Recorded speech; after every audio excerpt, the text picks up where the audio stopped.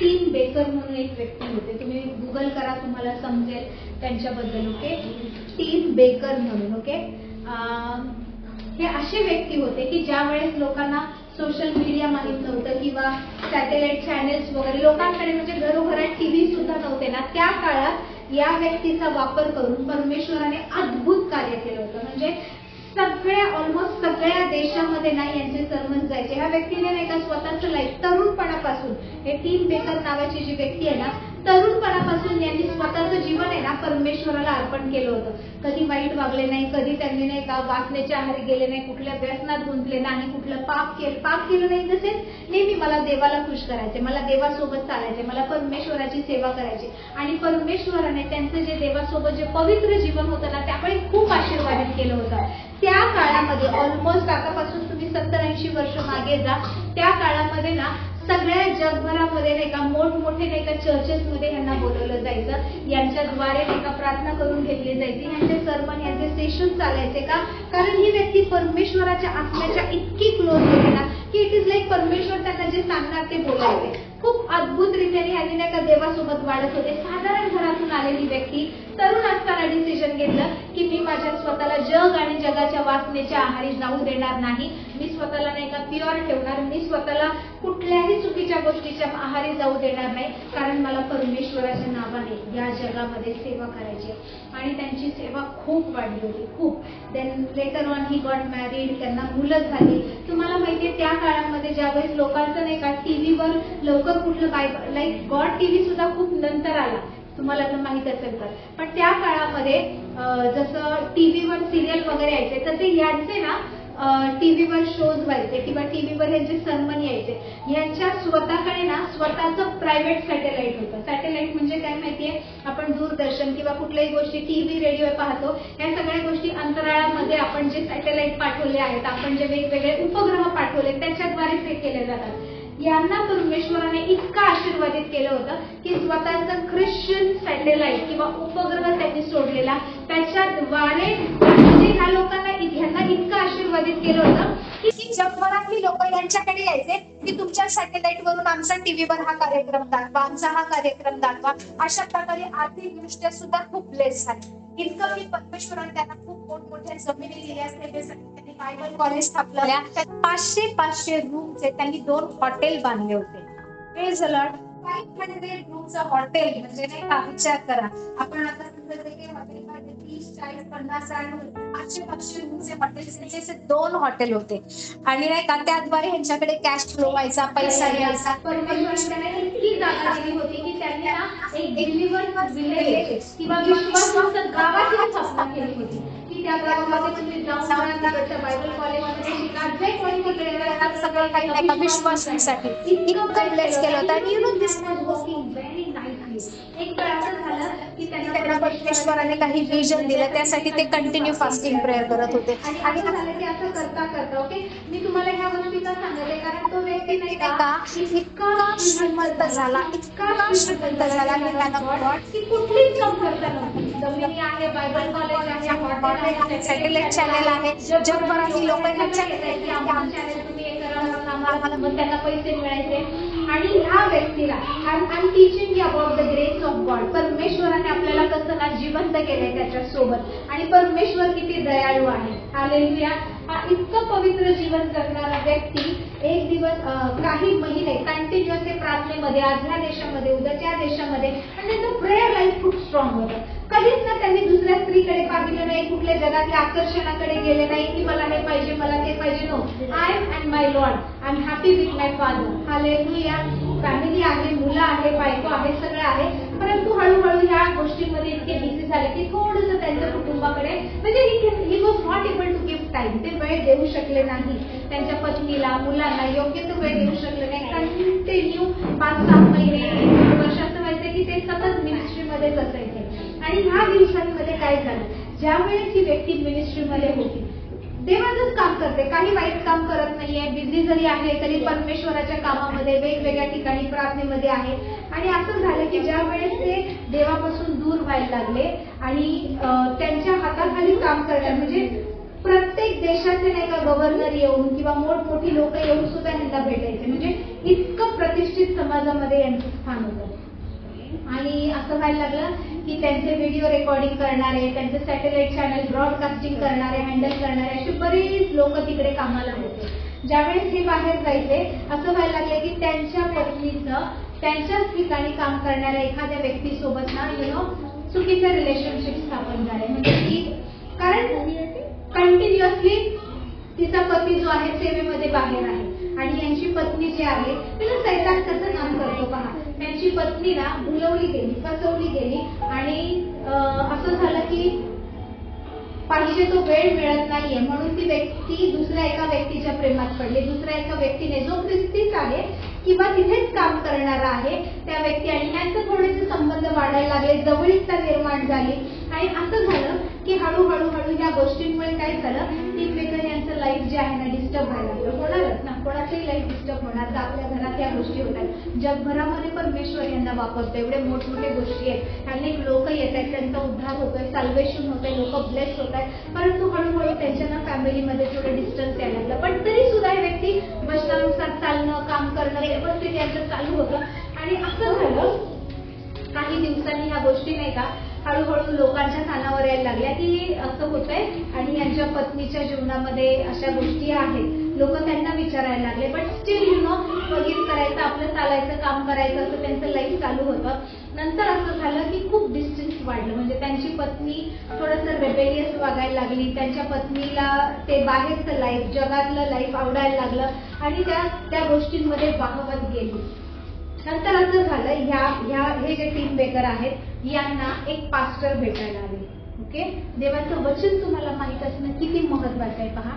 एक पास्टर त्यांना भेटायला आले आणि त्यांना काउन्सिलिंग करायला लागले की तुला जर तुझी पत्नी तुझं परत पाहिजे ना तर मी सांगतो ते कर, कारण तुझी मिनिस्ट्री नीट होत नाहीये, तू एवढा डिस्टर्ब झाला आहे, तुला देव एवढ्या मोठ्या प्रकारे वापरत आहे पण तुला काही करता येईना.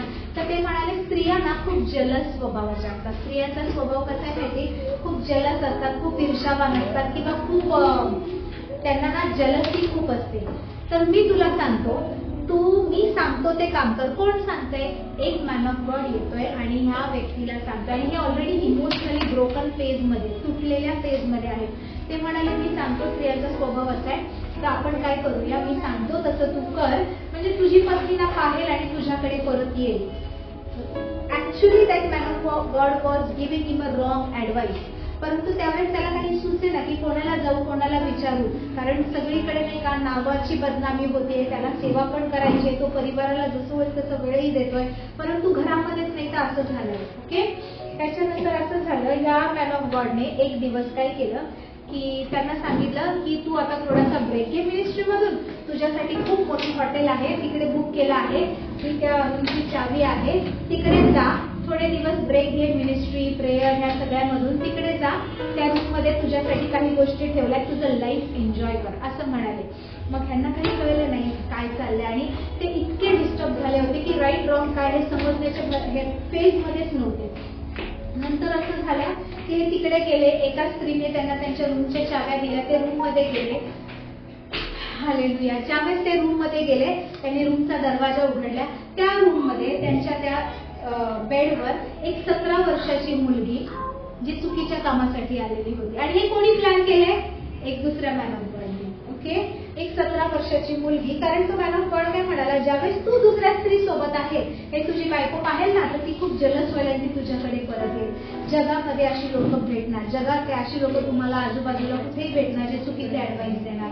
ह्या व्यक्तीला जे देव इतक्या चांगल्या प्रकारे वापरतोय त्यांना हे म्हणाले की तू जा तिकडे. ज्यावेळेस त्या रूम मध्ये गेले त्यांनी पाहिले एक 17 वर्षाची मुलगी विचित्र अवस्थेमध्ये त्या बेडवर आहे आणि टीम बेकर यांना काहीच समजेना. ज्यावेळेस त्यांनी नाही का त्या अवस्थेमध्ये पाहिलं त्यांना समजेना मी इकडे का आलोय, काय होते. आणि जसं ते दरवाजा त्यांनी उघडला ना असं त्यांना आवाज येत होते की पूर्ण स्वर्ग जणू काय ओरडते की don't go inside, don't go inside, आतमध्ये जाऊ नको, आतमध्ये जाऊ नको, आतमध्ये जाऊ नको असा आवाज येतोय त्यांना. पण त्यांना कळतच नाही कारण कोणतरी त्यांना बोललंय की स्त्रिया जलस असतात, तुझ्या बायकोला जर परत आणायचं ते हे करताना काहीच समजायच्या आत त्या आवाज काय आहे, काय अन्य भाषेत बोलू का, प्रार्थना करू का, काय करू का, हे समजायच्या आत ते आतमध्ये गेले. कोणी असंच व्यभिचारात पडत नाही, कोणी असंच जात नाही. हे ना, हे दुरात्मे आहेत, मी तुम्हाला सांगते. ते आतमध्ये गेले आणि त्या स्त्री सोबत ह्या व्यक्तीने, ह्या पास्टराने जे काही करायचं ते केलं. व्यभिचार तिकडे झाला. त्याची इच्छा नाहीये, पण ज्या प्रकारे या सगळ्या गोष्टी प्लॅन आउट करण्यात आल्या होत्या. मी कोणाबद्दल बोलतेय? ज्याने सगळ्या जगाला हादरवून सोडले. सगळ्या जगामध्ये त्या काळामध्ये कोणाची एवढी मिनिस्ट्री नाही, एवढं नाहीये.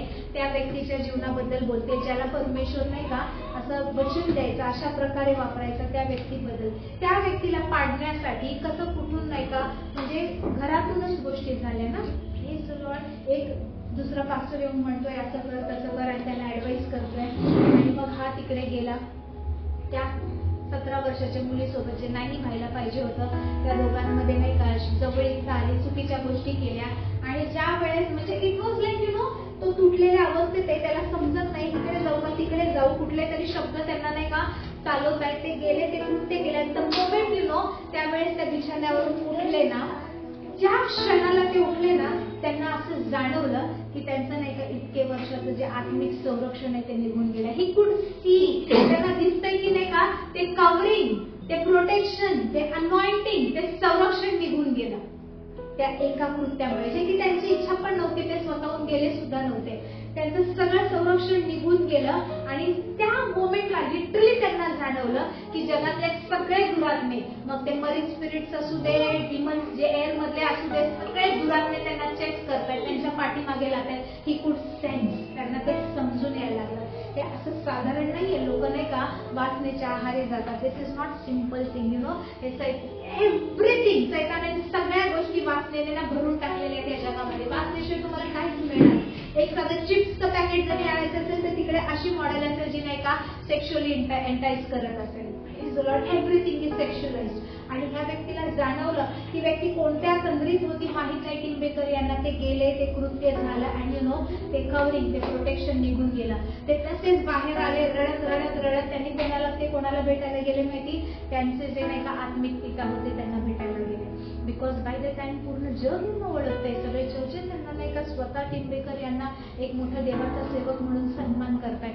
आणि नंतर ते त्यांच्या आत्मिक पित्याकडे गेले, त्यांच्या चरणी बसले आणि त्यांना रडून रडून सांगले की माझ्याकडून हे झालं, मी चूक केली, मी हे करायला नाही पाहिजे होतं, माझ्याकडून अपराध झाला. आणि मला जाणवतंय की मी ते अनॉइंटिंग, तो अभिषेक, ते कव्हरिंग मी गमावून बसलो आहे, माझ्याकडून खूप मोठं पाप झालं आहे. मग त्यांचे जे आत्मिक पिता होते ते म्हणाले, मी तुझ्यासाठी प्रार्थना करतो, तू जे कृत्य केलंय ते तर माफ करण्यासारखं नाहीये, ते खूप वाईट आहे, परंतु तू माझ्याकडे येऊन कन्फेस करतोय, तू क्षमा मागतोय ना, म्हणून मी ही गोष्ट बाहेर कोणाला सांगणार नाही, मी आपल्या पास्टर्सच्या सगळ्या कमिटीमध्ये मी सांगणार नाही, पण तू पश्चाताप कर, मी प्रार्थना करेन, पुढे तुझ्यासोबत काय करायचं हे देव पाहिजे. ओके, ही गोष्ट इथेच संपली, हा मॅटर इथेच झाला. टिंबेकर प्रार्थना करतायत, माफी मागतायत, कोणी सांगितलं नाही, परंतु 3 ते 4 महिन्यानंतर काही गोष्टी व्हायला लागल्या. त्यांच्या इकडे लोक यायला लागले, त्यांच्या बायकोबद्दल बोलायला लागले. ऑलरेडी ही गोष्ट त्यांच्या मीटिंग्स होत नाहीये, 4 महिन्यानंतर ती जी 17 वर्षाची मुलगी होती ना, तिने यांना कॉल केला, सांगितलं की मला एवढे $50,000, मला एवढे पैसे पाहिजे. मला मेसेज कसा केला, great man of God, I need this money. देवाच्या महान सेवका, मला एवढे पैशाची गरज आहे, मला हे पैसे पाहिजेत, मला हे पैसे द्या, मला सेट करायचे. काय करणार ही व्यक्ती आता सांगा? ठीक आहे, त्यांनी बऱ्याचशा गोष्टी, त्यांच्याकडे एवढी संपत्ती आलेली होती, सगळं पैसे दिले. त्याच्यानंतर सुद्धा प्रार्थना करतायत, कुठे जात नाही, मीटिंग नाही, काही नाही, प्रार्थना करतायत, वाढतायत. त्यांचा परिवार तुटलाय, सगळ्या गोष्टी नाही का विखरल्या आहेत, काय करावं समजेना. Because he lost that anointing, he lost that covering, he lost that protection. Praise the Lord. त्याच्यानंतर असं झालं की अजून 2 ते 3 महिन्यांनी परत तिने त्यांना कॉल केला की मला नाही का आता $1.5 पाहिजे, मला एवढी मोठी अमाऊंट पाहिजे आणि तुम्हाला मला हे द्यावंच लागणार, मला हे गोष्टी घ्यायच्यात, मला असं पाहिजे. शी स्टार्टेड ब्लॅकमेलिंग हिम. त्यांना समजत नाहीये काय करावं. आणि ह्या परिस्थितीत त्यांच्या आजूबाजूच्या काउन्सिलर्सने त्यांचा फायदा कसा घेतला मी तुम्हाला सांगते. पण परमेश्वर खूप महान आहे. I'm telling you, God is literally is great God. परमेश्वर आपल्याला अंतःकरणात खोलून पाहणारा परमेश्वर आहे. शरीराने केलेल्या चुकांकडे परमेश्वर पाहत नाही, तो आपलं हृदय पाहतो. तिला त्यानंतर त्यांनी नाही का त्यांचे जेवढे मोठे मोठे हॉटेल्स 500 याचे त्यांच्यापैकी काही प्रॉपर्टी विकली, तिला तेवढे पैसे दिले, काहीच मिटिंग होत नाही. हळूहळू त्यांच्या मिनिस्ट्रीतले लोक जे आहेत ते लोक यायला लागले. त्यांनी पहिल्यांदा एका पास्टरने फसवलं की असं असं कर, हे कृत्य कर, तुझी बायको जलस होऊन पळत येईल. आता दुसरी लोक आले, ते काय म्हणाले माहिती, आता सिन्स तू मेंटली एवढा डिस्टर्ब झालाय, तुला काय करावं हे समजत नाहीये, तर तू काय कर, तू आता मीटिंग वगैरे काहीच घेऊ नको, तू आम्ही सांगतो हे डॉक्युमेंट जे आहेत हे मिनिस्ट्रीचे वगैरे. Praise the Lord.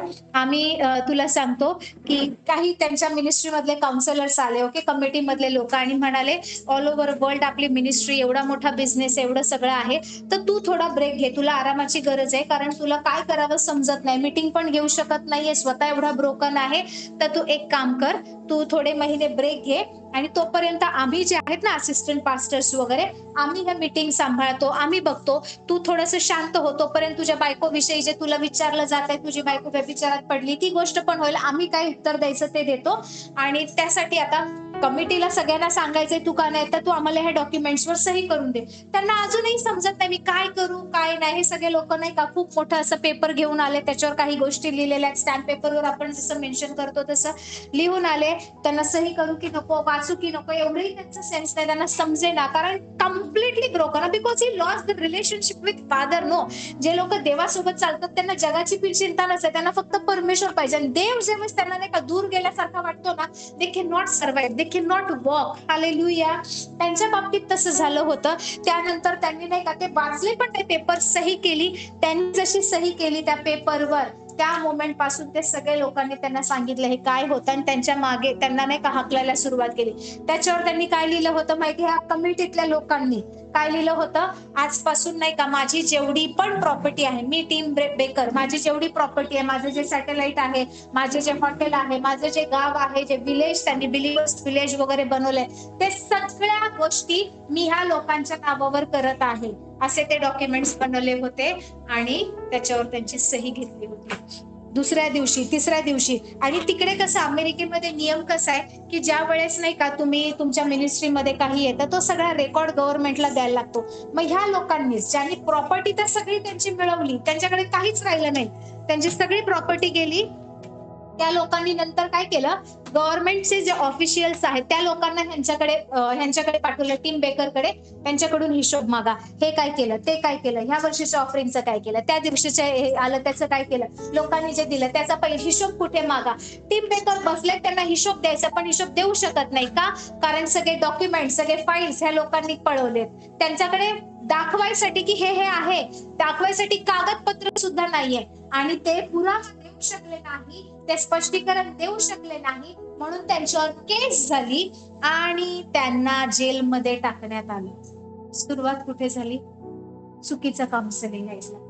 ह्या माणसाला जेल झाली, जेलमध्ये नाही का खटला झाला, त्यांच्यावर कोर्टामध्ये केस झाली, आणि त्याच्यामध्ये नाही का हे ह्या इकडे मीटिंग घेतली, ह्याचा हिशोब त्यांच्याकडे नाही, एवढं ऑफरिंग आलं त्याचा हिशोब त्यांच्याकडे नाही, ती जागा होती ती कशी घेतली हिशोब नाही, त्यांच्या 200-500 रूमचं जे हॉटेल आहे त्यांचं एवढं इन्कम आहे त्याचा हिशोब नाहीये, कारण त्या लोकांनी सगळे फाईल्स, डॉक्युमेंट्स, कम्प्युटर सगळं चीज केलं होतं. त्यांना ते फसवणाऱ्या मित्रांनी किंवा त्या मिनिस्ट्री मधल्या लोकांनी, आणि त्यांच्याकडे दाखवायला काही नाही. केस ते हरले, त्यांच्याकडे लढायलाही पैसे नाहीये, त्यांना पूर्ण जन्मठेपेची शिक्षा झाली, लाईफ इम्प्रिझनमेंट. सुरुवात कुठे झाली, एका व्यक्तीचं चुकीचं ऐकलं, राईट कम्युनिकेशन केलं नाही, त्यांना जन्मठेपेची शिक्षा झाली, आणि ते जेलमध्ये गेल्यावर काही वर्षांनी काय झालं माहिती, ते वेडे झाले. हा देवाचा सेवक वेडा झाला, कारण काय, काही दिवसांनी जेलमध्ये गेल्यावर, मध्ये मी सांगायला विसरले, ऑलमोस्ट काही महिन्यानंतर त्यांची बायको आली जेलमध्ये, तिने नोटीस पाठवली मला डिवोर्स पाहिजे. तिने आता तर बायको पण नाहीये, संपत्ती पण नाही, मिनिस्ट्री पण नाही. बायकोने कोणाशी लग्न केलं माहिती, ज्या माणसाने टीम बेकर यांना सांगितलं होतं की त्या हॉटेलमध्ये जा, ती 17 वर्षाची मुलगी आहे, बायका जलस असतात, त्या व्यक्तीसोबत हिने लग्न केलं, कायदेशीररित्या मुलांची कस्टडी मिळवली. आता टीम बेकरकडे ना मिनिस्ट्री आहे, ना नाव आहे, ना हॉटेल आहे, ना गाव आहे, ना जमीन आहे, ना बायको आहे, मुलं पण नाही, आणि मानसिक संतुलन त्यांचं बिघडलं, ते वेडे झाले, लिटरली कम्प्लिटली वेडे झाले, जेलमध्ये आहेत. जेलमध्ये शिक्षा काय झाली आहे त्यांना, की पूर्णपणे नाही का मरेपर्यंत त्यांनी तिथेच राहायचं, म्हणजे जन्मठेपेची शिक्षा झाली आहे. त्यांना काय करावं कळत नाहीये. Is crying. त्यांचं म्हणजे मानसिकरित्या खूप अनस्टेबल झाले ते. आणि त्या परिस्थितीत सुद्धा नाही का, म्हणजे किती लोकांनी फसवलं ना, ज्यांच्यावर आपण विश्वास ठेवतो, कारण हे विश्वासाची लोक, हे आमची लोक आहेत, त्यांनी फसवलं. त्यांच्या मनामध्ये तो राग, क्रोध, काय करू समजेना. आणि अचानक त्याच्यानंतर काय झालं माहिती, काही वर्षानंतर त्यांची जेलमध्ये काही वर्ष गेली. त्याच्यानंतर काही वर्षानंतर ना हे पश्चाताप करत होते की प्रभू मी काय करू, माझं डोकं पण नाही चालत आहे, माझ्याकडे काहीच नाहीये, मी आज गमावून बसलोय, आज सगळं जग माझ्या नावावर थुकतंय, सगळे ख्रिस्ती लोक ना माझी बदनामी करतायत, मी इथून बाहेर जरी पडलो तरी उपयोग नाही, इथे जगून पण माझा फायदा नाहीये. आणि त्यावेळेस ना पवित्र आत्म्याचा आवाज एवढ्या वर्षानंतर त्यांना ऐकायला आला. त्यावेळेस पवित्र आत्मा त्यांना काय म्हणाला माहितीये, मी तुझी परिस्थिती बदलेन, पण तू ज्यांनी तुला फसवलं त्या सगळ्यांना तुला क्षमा करावं लागेल. सगळ्यात पहिलं तुझ्या बायकोला क्षमा कर, ज्या पास्टरने तुला त्या रूम मध्ये पाठवलं त्याला क्षमा कर, ज्या मुलीसोबत तू 17 वर्षाच्या मुलीसोबत झालं तिला क्षमा कर, ज्या लोकांनी तुझी मिनिस्ट्री, तुझी जागा, तुझी संपत्ती लुबाडली त्यांना क्षमा कर. तू जर ही किंमत भरशील, तू जर क्षमा करशील ना, तर मी पुढे हँडल करेल. काय करायचं ते मी नाही सांगत काय करत आहे, पण मी तुला सांगतो तू क्षमा करशील का. टीम बेकर म्हणाले प्रभू ठीक आहे मी करेल, कारण मला ना मी असं जगू शकत नाहीये, तुझ्यापेक्षा वेगळं जगू शकत नाहीये. मी रोज उठतायत, प्रार्थना करतायत, जेलमध्ये प्रार्थना करतायत, क्षमा केलं तोंडाने बोलतायत, हृदयात होत नाहीये ना. छोटी गोष्ट आहे का, विचार करा तुम्ही, आज जागा नाही, संपत्ती नाही, बायको नाही, मुलं नाहीये, नाव नाहीये, सगळं फसवलंय लोकांनी, कसं क्षमा करणार एखादं हृदय. आणि रोज प्रभूला प्रार्थना झाल्यावर म्हणतात प्रभू मला माहितीये मी हृदयापासून क्षमा नाही केली, मी हृदयापासून क्षमा नाही केली, मी काय करू, मला राग येतोय, ह्यांनी मला फसवलंय, माझं हृदय नाही, कसं क्षमा करू. क्षमा करायची. Without God's grace it is not possible. मी तुम्हाला सांगते जर परमेश्वराची कृपा नसेल ना, पवित्र आत्म्याचं सहाय्य नसेल ना, आपण कोणालाच क्षमा करू शकत नाही, कोणालाच नाही. That's why we need holy spirit. तुम्हाला जर वाटत असेल ना मी क्षमा करू, No, it is not what you are thinking. You need Holy Spirit. तुम्हाला जर कोणाला क्षमा करायचं ना, तुम्हाला पवित्र आत्म्याची गरज आहे. 3 बेकार प्रार्थना करत राहिले, त्यांनी 2 महिने पश्चातापात घालवले, 3रा महिना आला, पश्चाताप करतायत, हृदयापासून क्षमा होईना. मग त्यांनी काय ठरवलं, मी ह्या लोकांना ब्लेस करणार. 3 महिने ते रोज रिपेंट करतायत, रोज त्या लोकांना क्षमा करण्यासाठी प्रार्थना करतायत. 3-4 महिन्यानंतर ते बॅरियर ब्रेक झालं. आपण एकदा माफ केली बोलतो आणि आपण निघून जातो. It is not like that. अक्षमा ना एक शत्रू आहे. Praise the Lord. 4थ्या महिन्यानंतर असं झालं की त्यांना ना इझी व्हायला लागलं क्षमा करायला, ते विसरायला लागले गोष्टी. त्यांनी नाही का स्वतःच्या बायकोचं नाव घेतलं, लॉर्ड ब्लेस हर, प्रभू तिचा संसार चांगलं होते, प्रभू तिला माफ कर, तिच्याकडून चूक झाली, त्या पास्टरने मला फसलं, पण तू त्याला माफ कर, तू तिच्या पापांची क्षमा कर, मी त्याच्यावर रागवले, त्याने भले केलं असेल, मला लुबाडलं असेल, माझ्या लोकांनी माझी मिनिस्ट्री मिळवली, माझी जमीन त्यांनी लुबाडली, तू माफ कर, मी त्यांना ब्लेस करतो, प्रभू मी त्यांच्यासाठी मध्यस्थी करतो. यांना फसवणाऱ्या लोकांसाठी जेलमध्ये ते अश्रू गाळतात आणि प्रार्थना करतायत. हालेलुया. हे आपलं पाचारण. Praise the Lord. यासाठी देवाने आपल्याला बोलवलं, कोणावर राग नका ठेवू. परमेश्वराने आपल्याला ख्रिस्तासोबत उठवलंय, ख्रिस्तासोबत बसवलंय. Praise the Lord. तुम्हाला माहितीये काय झालं, काहीच परिस्थिती बदलली नाही, जग त्यांना छितू करते, नावं ठेवते, लोक त्यांचे नाही का वेगवेगळे सगळे जागा घेऊन सगळे लोक निघून गेलेत, बायकोचा वेगळा संसार थाटलाय, सगळं चांगलं आहे. अचानकपणे नाही का बायबल कॉलेजमध्ये नाही का असं झालं. देवाने कसं काम करायला सुरुवात केली, दिस इज व्हेरी इम्पॉर्टंट. परमेश्वराने कसं काम करायला सुरुवात केली माहिती, बाय द टाइम त्यांची जी केस आहे लोकल कोर्ट पासून तिकडच्या सुप्रीम कोर्ट पर्यंत पोहोचली होती. सुप्रीम कोर्टने पण सांगितलं होतं की गिल्टी ऑफ ऑल दिस जे अॅक्युजेशन आहे, त्यांच्यावर जे गुन्हे दाखल केले त्यासाठी हे दोषी आहेत, यांना जन्मठेपेची शिक्षा बरोबर आहे, त्यांना कोणीच त्यातून बाहेर काढू शकणार, त्यांना बेल सुद्धा मिळणार नाही, त्यांना मुदतही मिळणार नाही, त्यांना यामध्येच राहावं लागणार, हे सुप्रीम कोर्टने सांगितलं. सुप्रीम कोर्टने सांगितल्यानंतर दुसरं कुठलं कोर्ट नाही की जिकडे जाऊन ते या केससाठी लढतील. फक्त अमेरिकेमध्ये असे की त्यांचा गव्हर्नर, अमेरिकेचा गव्हर्नर जो आहे तो मध्यस्थी करेल, जर तो म्हणाला तर ते सुटू शकतात. आणि असं झालं काही वर्ष यामध्ये गेले, रोज प्रार्थना करतायत, मध्यस्थी करतायत. आणि नंतर असं झालं की बायबल कॉलेजमध्ये त्या वर्षी कित्येक तरी वर्षानंतर असं झालं की तिकडे जे नवीन लोक आलेत ना त्यांना एक थिसिस किंवा असं प्रोजेक्ट करायला घेतात. ओके, त्या वर्षीच्या सगळ्या त्या स्टुडंट्सना, फायनल इयरच्या स्टुडंट्सना काय सांगितलं, तुम्हाला एक थिसिस बनवायची, एक प्रोजेक्ट करायचंय तुम्हाला, की तुम्हाला टीम बेकरच्या लाईफ बद्दल शिकायचंय. Praise the Lord. म्हणजे काय, कोणी तो गजनी पिक्चर पाहिलाय, त्याच्यामध्ये ती स्टडी करते त्याचं, आणि स्टडी करता करता त्याच्याकडे पोहोचते. खरी हिस्ट्री आहे, यांच्या बाबतीत देवाने तसं केले. ओके, बिकॉज तो तिकडे त्याच्याबद्दल काहीच माहित नाही, पण ती केस स्टडी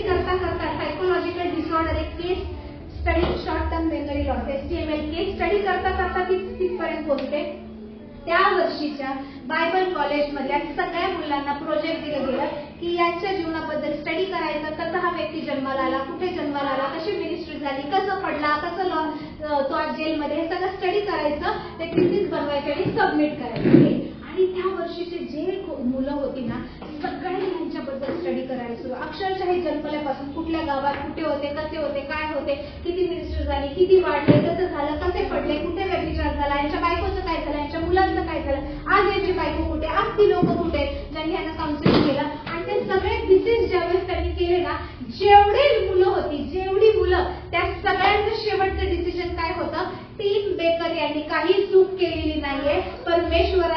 परमेश्वराच्या विरोधात त्यांनी काही गुन्हा केलेला नाहीये. त्यांना फसवण्यात आला आहे. सो टीम बेकर हे चांगले आहे, असं शेवटी त्यांचं कन्क्लुजन आलं.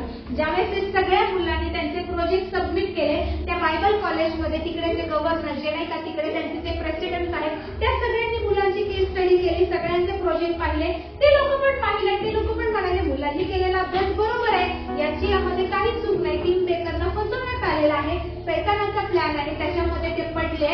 आणि असं करत करत ह्या लोकांनी मिळून अमेरिकेच्या गव्हर्नरकडे यांची केस पाठवली. Praise the Lord. अमेरिकेच्या गव्हर्नरकडे तोपर्यंत बरेच वर्ष जेलमध्ये गेली यांना. अमेरिकेच्या गव्हर्नरकडे हे थिसीस पाठवले. सगळे कॉलेजचे स्टुडंट, तिकडचे सगळे लोक गेले आणि ते लोक म्हणाले की हे आहे, आम्ही यांच्या जीवनाविषयी स्टडी केला आहे आणि आम्हाला हे झाले की आज सैतानाचा हल्ला यांच्या जीवनावर होता. सो यांना जन्मठेपेची शिक्षा व्हावी, मरेपर्यंत तुरुंगात राहावा, असा काही गुन्हा यांनी केलेला नाहीये. आणि गव्हर्नरने ते मान्य केलं आणि त्यांना बाहेर काढण्यात आलं. गव्हर्नर एखाद्या व्यक्तीला बाहेर काढतोय तर सगळ्या न्यूज मध्ये, सगळ्या अमेरिकेमध्ये, सगळ्या all over the world headline मध्ये की ह्या व्यक्तीने चूक नाही केली, ह्या व्यक्तीला गव्हर्नरने सुटका दिली. सो इतके वर्षाचा जो अपमान होता, इतके वर्षाच्या ज्या वाईट गोष्टी होत्या ना, yes he paid the price. त्यांच्याकडून चुकलं, काही गोष्टी चुकीच्या झाल्या, चुकीच्या लोकांचा ऐकला आणि एक चूक दुसरी चूक अशी होत गेली. पण ज्या वेळेस ते परत आपल्या परमेश्वराकडे वळले, बायबल सांगतं त्याच्या कृपेची अपार समृद्धी किती हे दाखवण्यासाठी ती कृपा परमेश्वराने त्यांच्यावर केली. ते जेलमधून बाहेर आले, पुन्हा परमेश्वराने त्यांना वापरलं. चर्चेचे दरवाजे त्यांच्यासाठी उघडले, लोक त्यांना निवडायला लागली, लोक बोलवायला लागली. पुन्हा त्यांना देवाने प्रॉपर्टी दिली, पुन्हा त्यांचं दुसरं लग्न झालं, त्यांना स्वतःची मुलं झाली. बायबल सांगते इयोबाचं कसं झालं होतं, सगळं गमावलं होतं पण सगळ्या गोष्टी परमेश्वराने केल्या होत्या. तो परमेश्वर आजही जिवंत आहे. Hallelujah.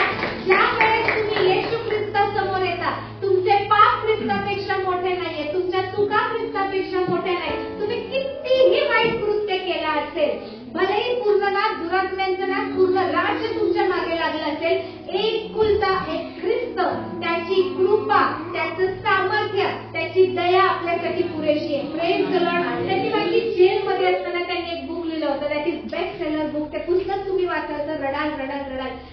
I made a mistake. कोणामध्ये एवढी हिंमत नाहीये की आपण नाही का काय चूक केली आहे हे बोलून टाकणं. आय मेड अ मिस्टेक, मी चूक केली.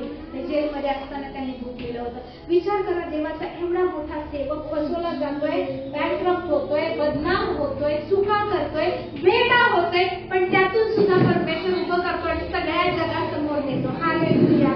आपला परमेश्वर महान आहे, कारण तुम्ही आणि मी ख्रिस्तामध्ये मरण पावलो होतो, ख्रिस्तासोबत उठविले गेलो आणि सर्व सत्ता, अधिकारी, अंधकार, दुरात्मे, भविष्यकाळ, वर्तमान काळ, सर्व गोष्टी यांचा वर जो आहे त्या ख्रिस्तासोबत त्या पवित्र स्थानात आपण बसविले गेलो आहोत. Hallelujah. There is a hope. I'm telling you, don't lose the hope. तुमची आशा गमावू नका आणि चुकीच्या गोष्टींमुळे नाही का पुन्हा एकदा स्वतःला काहीच होऊ शकत नाही म्हणून दरवाजे बंद करू नका. देवाने दरवाजा बंद केला नाही. Hallelujah. God knows the process. परमेश्वराला माहिती आहे तुम्हाला कुठून कसं न्यायचं. जर ज्या वेळेस सगळ्या लोकांनी त्यांना नावं ठेवली ना, सगळ्या लोकांनी त्यांना फसवलं, अक्षरशः घरातून चुकीच्या गोष्टी झाल्या, विचार करा, ते माफ करून त्या सगळ्यांना ब्लेस करून पुढे जाणं कठीण आहे, पण ती किंमत त्यांनी भरली आणि परमेश्वराने त्या सगळ्यांपेक्षा पुन्हा एकदा उंच असं त्यांना केलं. आपलं आपलं स्थान काय आहे, आपल्यावर कोण प्रेम करतो, कोणी आपल्याला निवडलंय हे पहा. तुमचे पाप तुमच्याशी बोलू शकत नाहीत, तुमच्या चुका तुम्हाला स्पर्श करू शकत नाही, कारण बायबल सांगतं पूर्वी आपण तसे होतो. इफिसियन्स 15 दुसरा अध्याय सांगतं की पूर्वी एक वेळ आपण तसे होतो, आपण आपल्या पापात होतो, वाईटात होतो, चुकीच्या गोष्टींमध्ये होतो आणि आपण मेलेले होतो. पण आता तुम्ही आणि मी मेलेले नाहीये, कारण आपल्यासाठी ख्रिस्त आहे. ख्रिस्त उठविला गेलाय, त्याच्यासोबत आपण उठवले गेलोय, त्याच्या सोबत आपण स्वर्गीय स्थानात बसविले गेलो आहोत. Praise the Lord.